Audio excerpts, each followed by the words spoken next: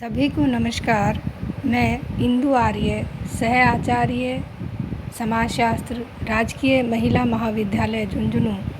आज के इस वीडियो में हम डिस्कस करेंगे दुर्खिम के अनुसार सामाजिक तथ्यों के प्रकार।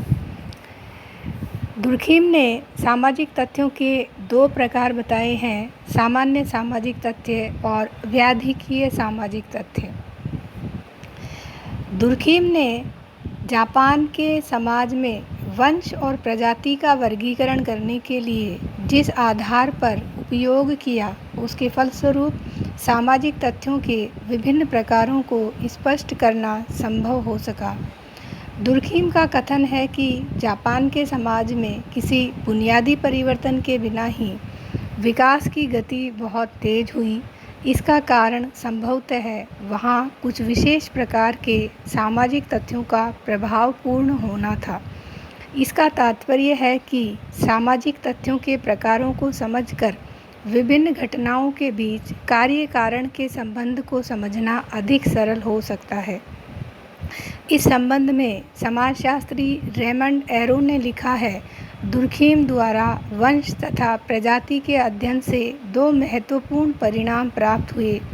पहला यह कि सामान्य तथा व्याधिकीय तथ्यों के बीच का अंतर ज्ञात हो सका और दूसरा, इन तथ्यों की व्याख्या के सिद्धांत की खोज हो सकी। दुर्खिम ने अपनी पुस्तक समाजशास्त्रीय पद्धति के नियम के तीसरे अध्याय में सामाजिक तथ्यों के प्रकारों तथा उनके अंतर को ज्ञात करने की पद्धति को स्पष्ट किया है। अब दुर्खिम के अनुसार जो सामान्य सामाजिक तथ्य हैं, दुर्खिम का कथन है कि सामान्य सामाजिक तथ्यों का तात्पर्य उन सामाजिक घटनाओं से है जो समाज द्वारा मान्यता प्राप्त दशाओं के अनुरूप होती हैं। इसको हम यह भी कह सकते हैं कि जो सामाजिक घटनाएं प्रतिमानित व्यवहारों से अनुरूपता प्रदर्शित करने वाली होती हैं, उन्हीं को हम सामान्य सामाजिक तथ्य के रूप में स्वीकार करते हैं। दुर्खिम ने स्वस्थ शरीर तथा अस्वस्थ अथवा बीमार शरीर की चर्चा करते हुए बहुत ही विस्तार के साथ सामाजिक तथ्यों की प्रकृति को स्पष्ट किया है। उनके अनुसार जिन सामाजिक तथ्यों को साधारणतया लोग व्याधिकीय मान लेते हैं, उनमें से अनेक तथ्य ऐसे होते हैं जिन्हें सामान्य सामाजिक तथ्य भी कहा जा सकता है। उदाहरण के लिए दुर्खिम ने बताया कि अपराध एक सामान्य सामाजिक तथ्य है। ऐसा क्यों? इसे स्पष्ट करते हुए रेमंड एरो ने लिखा है, अपराध एक सामान्य घटना है क्योंकि अधिकांश समाजों में इसकी दर बहुत कुछ सामान्य रूप में ही देखने को मिलती है।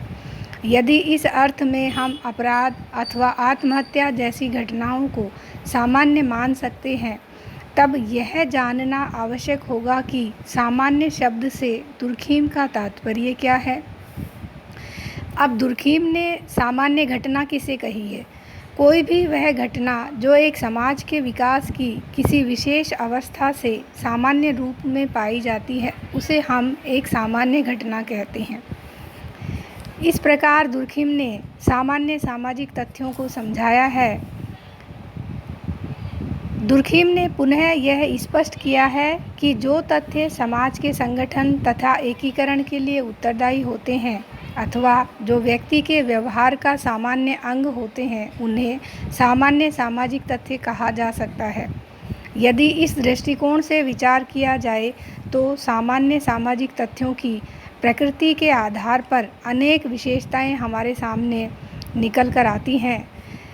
सामान्य जो सामाजिक तथ्य हैं, उनकी विशेषताओं में सबसे पहली है सामान्यता। दुर्खिम का मत है कि सामान्य सामाजिक तथ्य वे हैं जो किसी समाज में एक निश्चित अवधि में सामान्य दर में पाए जाते हैं। प्रत्येक समाज में तथा प्रत्येक काल में अपराध एक ऐसा सामाजिक तथ्य है जो किसी न किसी रूप में अवश्य पाया जाता रहा है। किसी समाज में इसकी दर बहुत कम होती है तो दूसरे समाज में इसकी दर अधिक भी हो सकती है।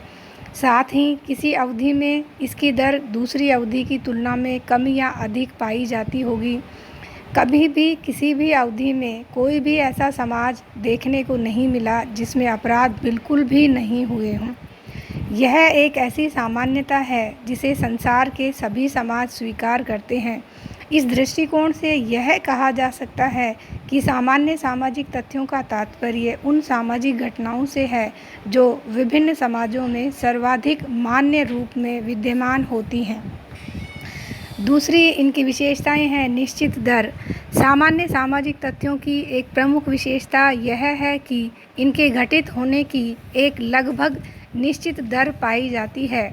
दुर्खीम ने आत्महत्या का उदाहरण देते हुए बताया है कि आत्महत्या एक सामान्य सामाजिक तथ्य इसलिए है क्योंकि एक विशेष समाज तथा एक विशेष अवधि में इसकी दर निश्चित रूप में हमें देखने को मिलती है।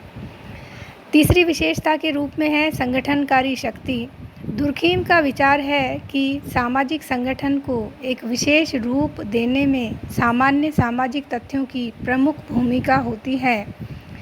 जैसे कि किसी समाज में उन तथ्यों को सामान्य सामाजिक तथ्य कहा जा सकता है जिनके संदर्भ में समाज को संगठित किया जाता है अथवा जिनमें सामाजिक संगठन को एक विशेष रूप देने की शक्ति होती है। नेक्स्ट विशेषता है विशिष्टता। दुर्खीम ने यह स्पष्ट किया है कि प्रत्येक समाज में पाए जाने वाले सामान्य तथ्य उस समाज के लिए विशिष्ट होते हैं। दुर्खीम के शब्दों में प्रत्येक समुदाय का अपना एक विशेष स्वास्थ्य होता है क्योंकि प्रत्येक समुदाय का अपना एक पृथक औसत स्वरूप है। इसका तात्पर्य है कि एक आदिम समुदाय के लिए जो तथ्य सामान्य है उसका एक सभ्य समुदाय के लिए सामान्य तथ्य होना आवश्यक नहीं होता। उदाहरण के लिए जनजातियों में हरण विवाह व्यवहार का एक सामान्य तरीका है जिसमें कि कन्या का हरण करके विवाह किया जाता है, जबकि हमारे सभ्य समाजों में इसे एक सामान्य तथ्य नहीं कहा जा सकता। पांचवी विशेषता है उपयोगिता। दुर्खीम के अनुसार समाज में सामान्य सामाजिक तथ्यों की उपयोगिता के आधार पर भी पहचाना जा सकता है। इसका कारण यह है कि सामान्य रूप से समाज में उन्हीं घटनाओं को स्वीकार किया जाता है जो उस काल में समाज के लिए उपयोगी हो सकती हैं।